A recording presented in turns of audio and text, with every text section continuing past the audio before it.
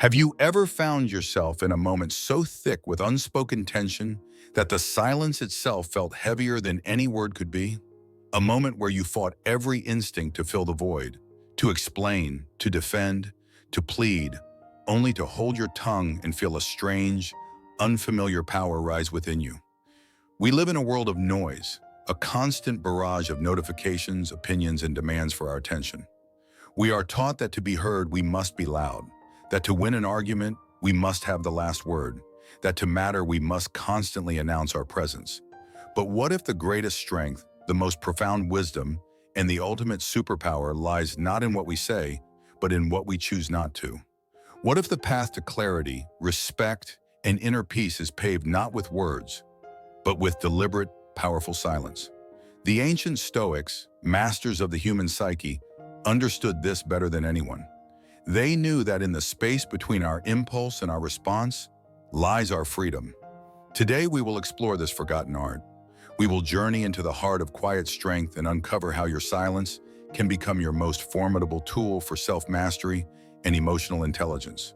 We will deconstruct the 6 pillars of silent power, how it makes your presence felt even in your absence, how it allows you to hear the unvarnished truth, why the desperate chase for closure is a betrayal of the self, how it unmasks the reality of those around you, why choosing not to explain yourself is the ultimate display of confidence, and finally, how a calm, detached silence can teach a lesson that 1,000 lectures never could.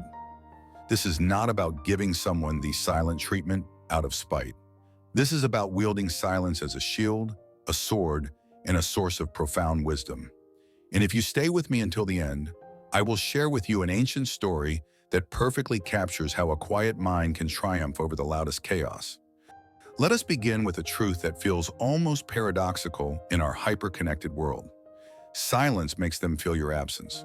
When you are always available, always responding, always explaining, you inadvertently teach people that your energy is an infinite resource they can tap at will. Your presence becomes common, expected, and therefore devalued. But when you consciously withdraw your verbal energy, when you stop participating in pointless debates or justifying your every move, you create a void. And it is in that void that your true value is felt. Your dignity begins to speak far louder than your words ever could. Think of a person who has wronged you, disrespected you, or taken you for granted. The instinct is to rage, to demand an apology, to lay out a detailed list of their transgressions. We believe that by articulating our pain, we will force them to see our worth. But more often than not, this torrent of words is met with defensiveness, counter-accusations, or worse, indifference. Your impassioned plea becomes mere noise, a predictable reaction that they can easily dismiss. You are playing a game by their rules, on their court. Now imagine a different response. Instead of a storm of words, you offer a calm, unwavering silence. You do not block them or announce your departure. You simply stop engaging. You stop offering your thoughts, your validation, your reactions. You become an observer of your own life rather than a frantic participant in their drama. This is not a passive act. It is an active, powerful choice. You are reclaiming your energy. The silence you create is not empty. It is filled with your self-respect. It communicates a message far more potent than any angry text. My peace is more important than your chaos. My dignity is not up for debate. I will not audition for a place in my own life. Suddenly, the dynamic shifts. The person who was so accustomed to your reactions is now faced with a quiet space where your energy used to be. They may initially feel relief or even arrogance, believing they have won. But as the silence stretches, it begins to echo. They are left alone with their own actions, without your words to distract them. They are forced to confront the consequences of their behavior without you narrating it for them. Your absence, made profound by your silence, becomes a mirror. They begin to question, to wonder. They feel the loss of your presence not as a punishment you inflicted, but as a natural consequence they created. As the philosopher and emperor Marcus Aurelius advised himself in his meditations, the best revenge is to be unlike him who performed the injury. By choosing silence, you refuse to sink to their level. You maintain your character, your tranquility, and in doing so, you demonstrate a strength they cannot comprehend, let alone defeat. Your dignity, held firmly in your quiet resolve, becomes an unassailable fortress. This leads us directly to our second pillar of strength. Silence helps you hear the truth. Our lives are a constant stream of external stimuli and internal chatter. We are so busy reacting to the world around us that we rarely give ourselves the space to simply listen. We react to insults, to praise, to news, to gossip. Our minds are like a turbulent sea churned by the winds of external events. In this state of constant reaction, clarity is impossible. We are driven by emotion, by ego, by ingrained habits. We mistake our immediate, unfiltered emotional response for the truth. But when you consciously choose silence, when you take a moment before you speak or act, you are giving yourself a profound gift. You are stepping out of the storm and onto the shore. The waters of your mind begin to calm, and what was once murky becomes clear. In this quiet space, you begin to hear things you couldn't before. You start to notice the subtle undertones in someone's voice, the hesitation behind their confident words, the insecurity driving their aggression. You are no longer just hearing what they say, you are perceiving why they are saying it. More importantly, you begin to hear yourself. You start to untangle the knots of your own emotions. Is this anger I'm feeling truly about what was just said? Or is it rooted in a past hurt? Is my desire to respond coming from a place of wisdom or from a place of ego, a need to be right? This practice of non-reaction is central to Stoic philosophy. Epictetus, a former slave who became one of the most respected Stoic philosophers, taught that it's not what happens to you, but how you react to it that matters. Silence is the mechanism that allows you to choose your reaction wisely. It creates a buffer between stimulus and response, and in that buffer lies your power and your growth.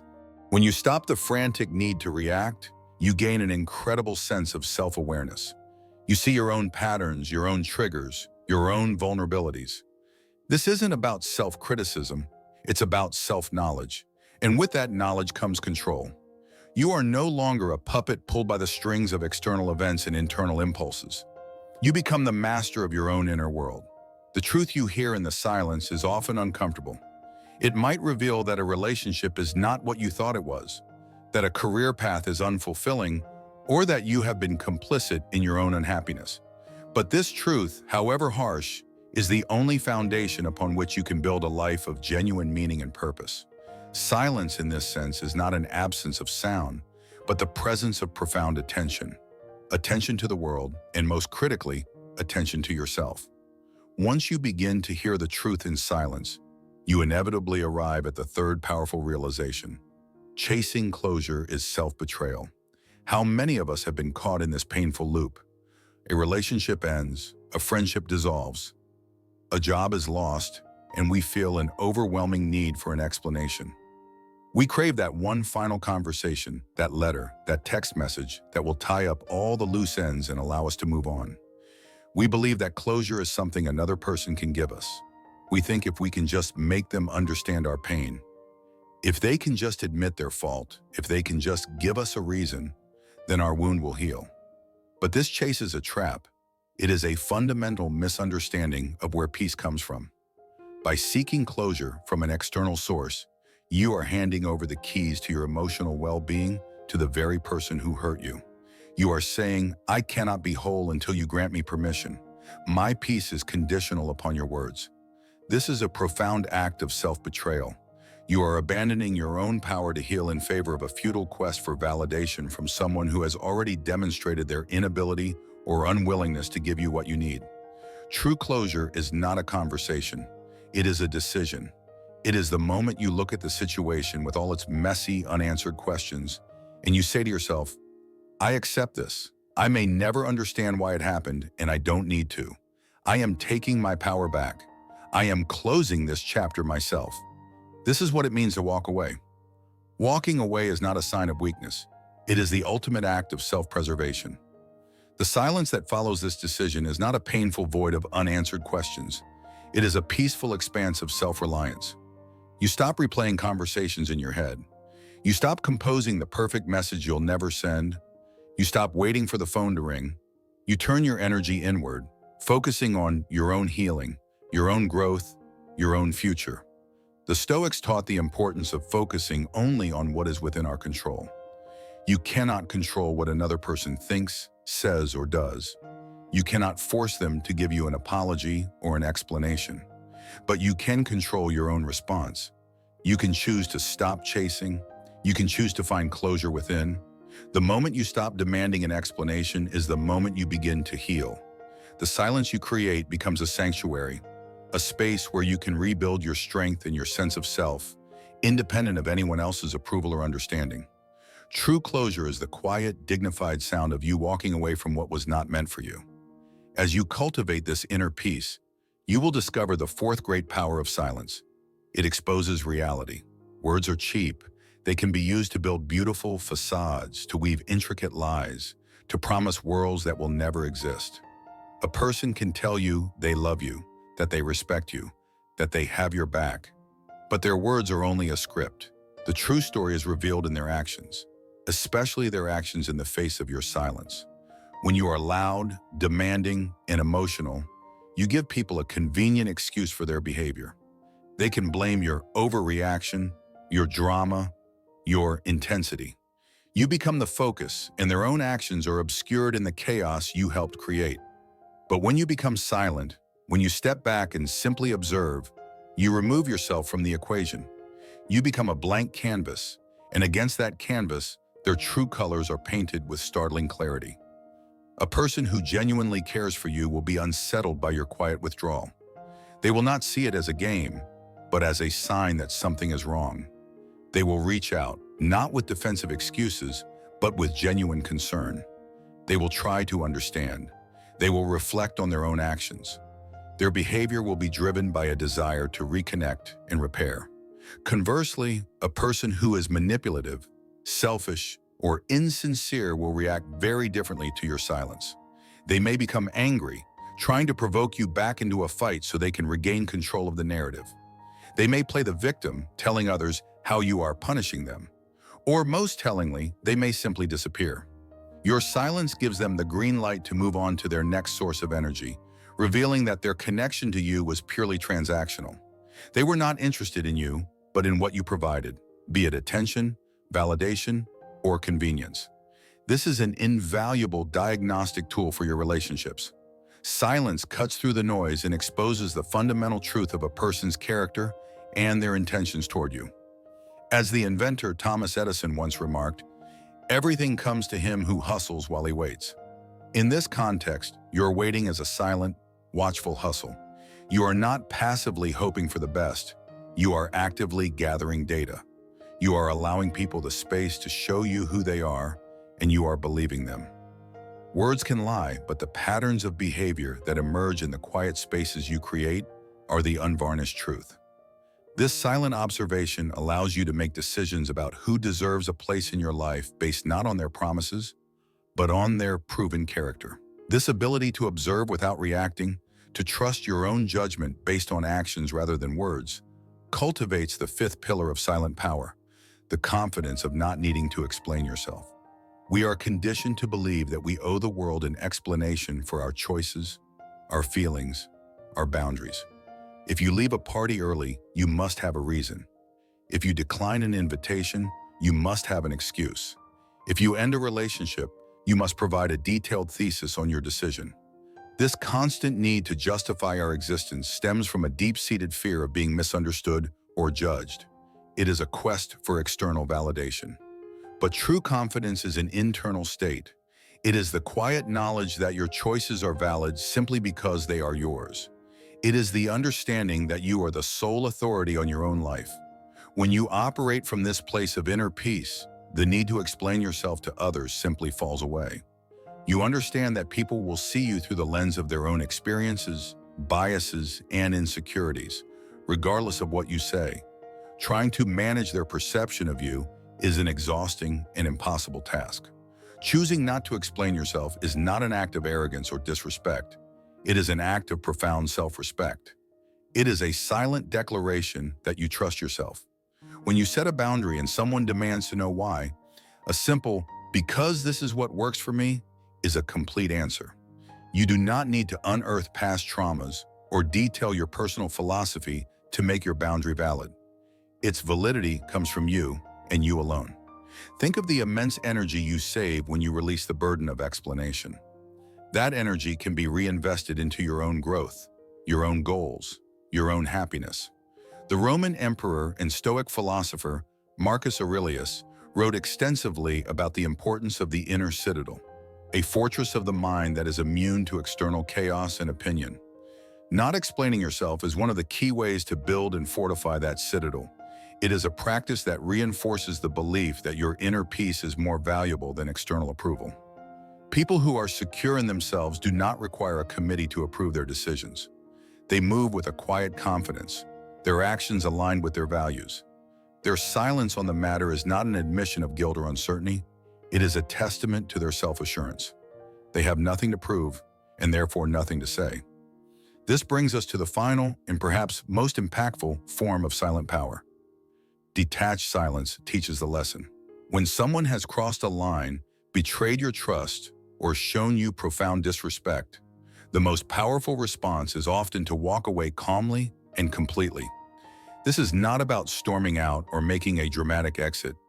It is about a quiet, deliberate detachment. It is the final unspoken word. An emotional, angry confrontation, while momentarily satisfying, often gives the other person exactly what they want: engagement.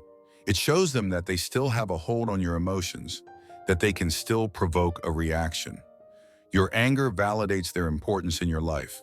But when you respond with detached silence, you deny them this satisfaction. You remove all of their power. Your calm communicates that they are no longer relevant to your emotional state. You have moved on, not out of spite, but out of a serene recognition that the situation is no longer worthy of your energy. This is the lesson that truly lands. Your calm is more unsettling to a toxic person than your rage ever could be.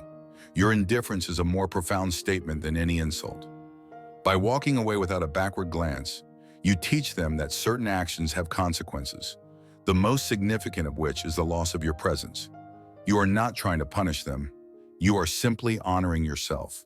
The lesson is not for them to learn necessarily, but for you to embody. The lesson is that you will not tolerate disrespect. You will not participate in chaos.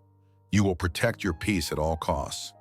Seneca, another great Stoic mind, wrote about the importance of tranquility, or euthymia. He understood that a calm mind is the ultimate prize. Detached silence is the act of choosing that prize over the fleeting, bitter satisfaction of revenge or confrontation. It is the final act of a sovereign individual who understands their own worth. They do not need to shout it from the rooftops. They simply live it. And in the quiet dignity of their departure, they teach the most unforgettable lesson of all, that the ultimate power is the power to walk away from anything that does not serve your peace. So we see that silence is not emptiness. It is a space filled with dignity, clarity, self-respect, and immense strength. It is the tool that allows you to feel your own value, to hear the truth, to find your own closure, to see reality, to build unshakable confidence, and to teach the most powerful lessons. It is the language of the wise, the shield of the strong, and the superpower that lies dormant within each and every one of us, waiting to be awakened. Now, before you go, let me tell you a story that embodies the profound strength found not in the noise of action, but in the focus of silence. In a small village, there lived a wise old woman who was known for settling disputes. One day, two neighbors came to her, shouting and red-faced, arguing furiously over a stray goat that had eaten a row of prize-winning cabbages. They both spoke at once, each trying to yell louder than the other, demanding that she declare who was right. The old woman did not say a word. She simply gestured for them to sit on a bench in her garden. The men, expecting a verdict, fell silent. The silence was heavy at first, filled with their unspoken rage. But as the moments passed, broken only by the buzzing of bees in the lavender, the quiet began to work on them. The heat of their anger cooled. Without the need to shout over one another, they were left only with the simple truth of the matter: a hungry goat and some eaten cabbages. Finally, the first man sighed and spoke, his voice calm. "It was my goat. I will pay for the cabbages." The second man, his own anger gone, shook his head. "And it was my fence that was broken. I will fix it so it does not happen again." They stood, bowed to the old woman, and left as friends. Her young apprentice, who had watched the whole exchange, asked her, "Master, you did not say a single word of wisdom. How did you solve their problem?" The old woman smiled gently. "I did not need to. Their argument was a loud storm. I simply gave them a moment of quiet, and in that quiet they found their own wisdom that had been there all along." The wisdom of the old woman was not in her words, but in the space she created. This is the ultimate lesson of silent power. It is not about ignoring the world, but about creating a sanctuary within yourself from which you can observe it with clarity and strength. Begin to practice this art. Treat your silence not as an empty void, but as a deliberate choice, a pause that allows for a wiser response. In the quiet, you will find your dignity, your truth, and your unshakable inner peace. Stop fighting the noise around you and start cultivating the quiet within. For it is there, in the stillness, that your true superpower is forged.